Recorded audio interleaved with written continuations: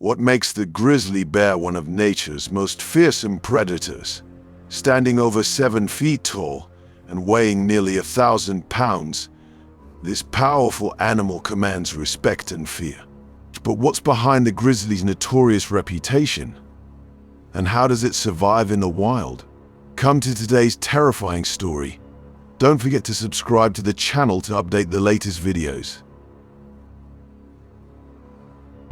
Story 1.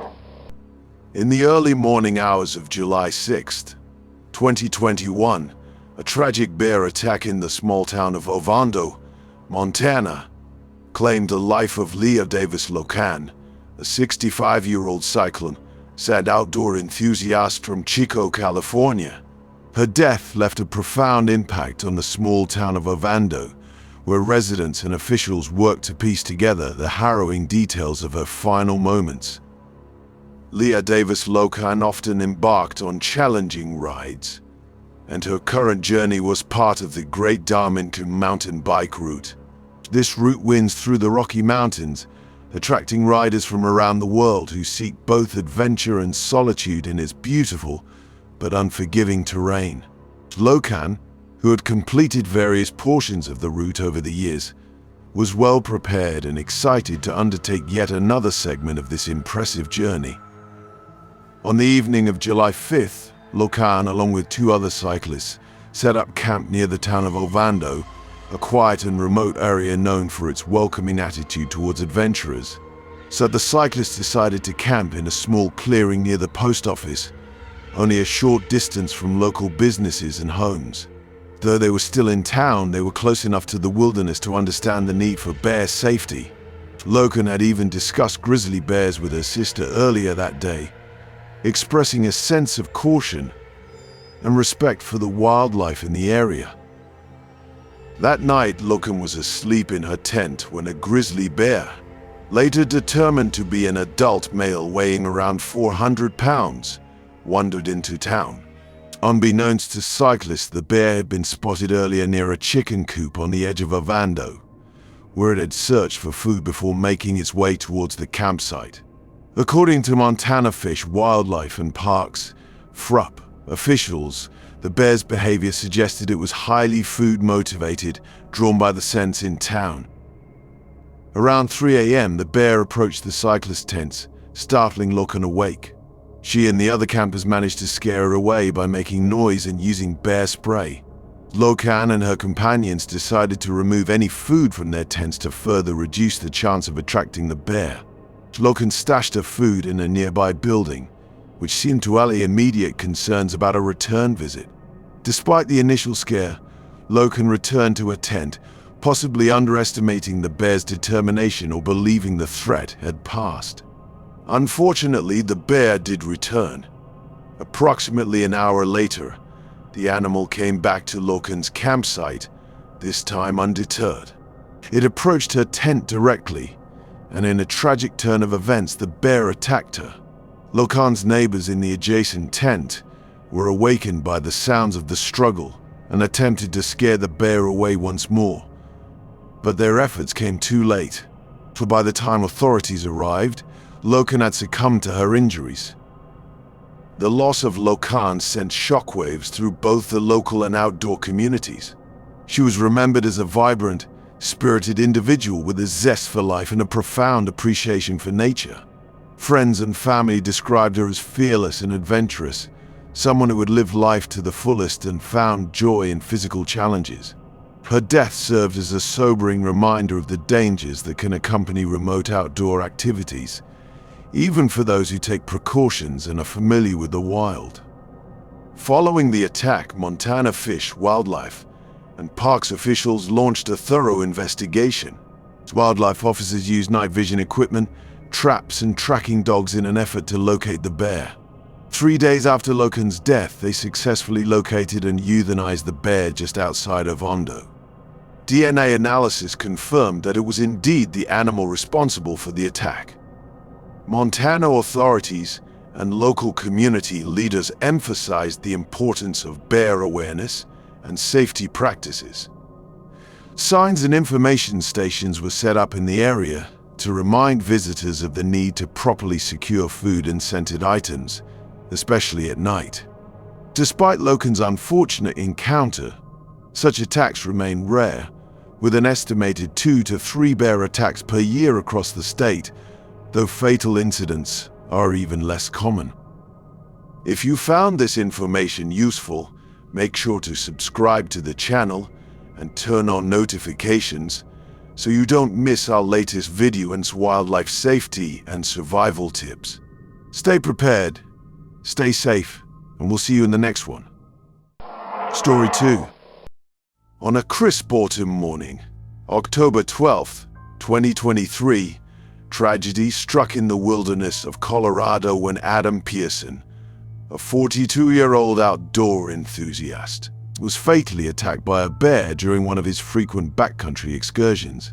Known among his friends and family as a dedicated adventurer, Adam's sudden passing was a shock to his community and a chilling reminder of the untamed and unpredictable nature of the wilderness he loved so deeply.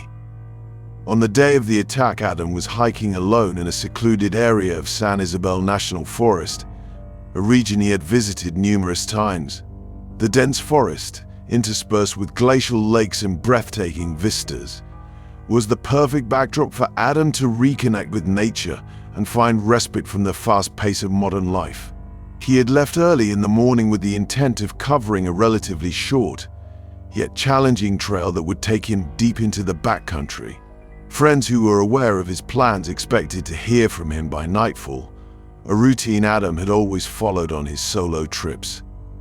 As Adam made his way along a narrow trail, he came across a spot rich with berry bushes, a known feeding ground for local wildlife. It was here that he likely encountered a bear. Though no one witnessed the attack, evidence from the investigation later revealed that a bear had likely been foraging nearby when Adam unknowingly came within its proximity. While it's common for bears to avoid humans, encounters can turn deadly when the animal feels threatened, especially if it has cubs nearby or is protecting a food source. According to wildlife authorities, bear attacks are rare in Colorado, with the state averaging fewer than one fatal bear attack per decade.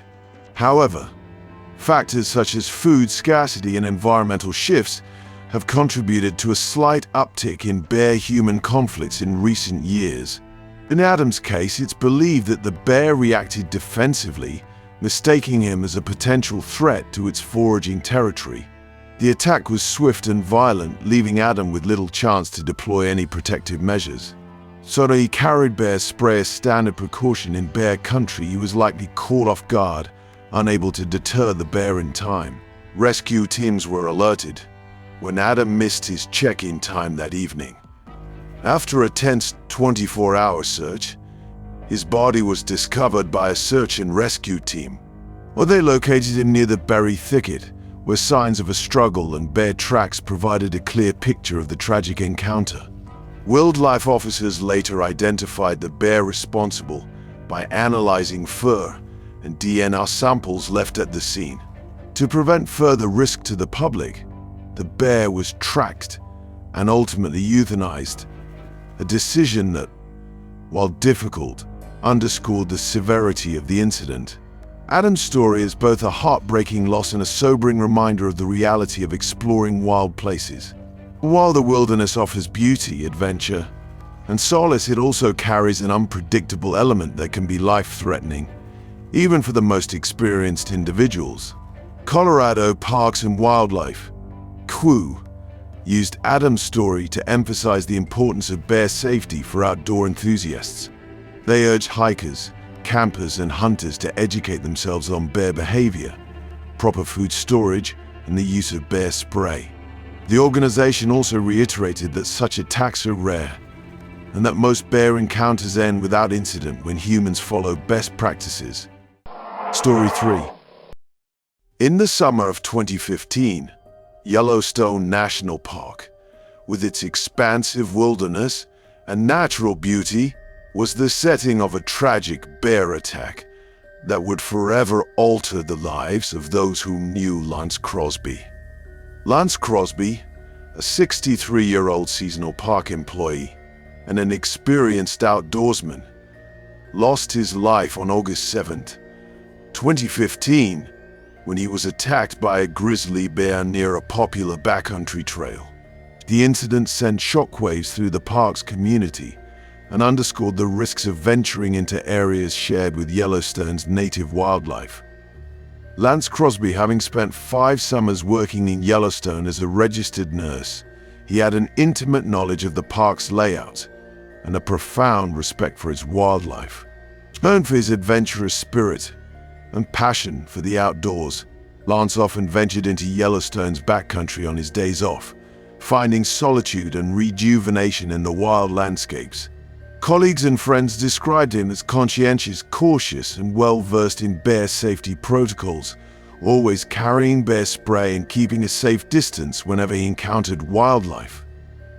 On the morning of August 7th, Crosby set out on a solo hike near Elephant Back Mountain, a popular yet secluded area close to Lake Village in the park.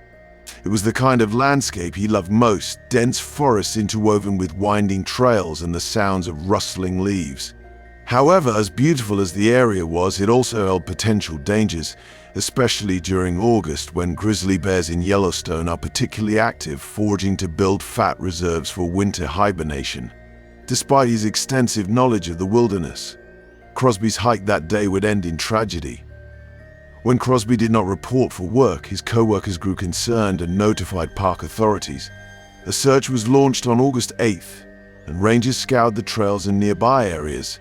By the following day, they discovered his body near Elephant Back Loop Trail. Evidence at the scene confirmed that he had been attacked by a grizzly bear.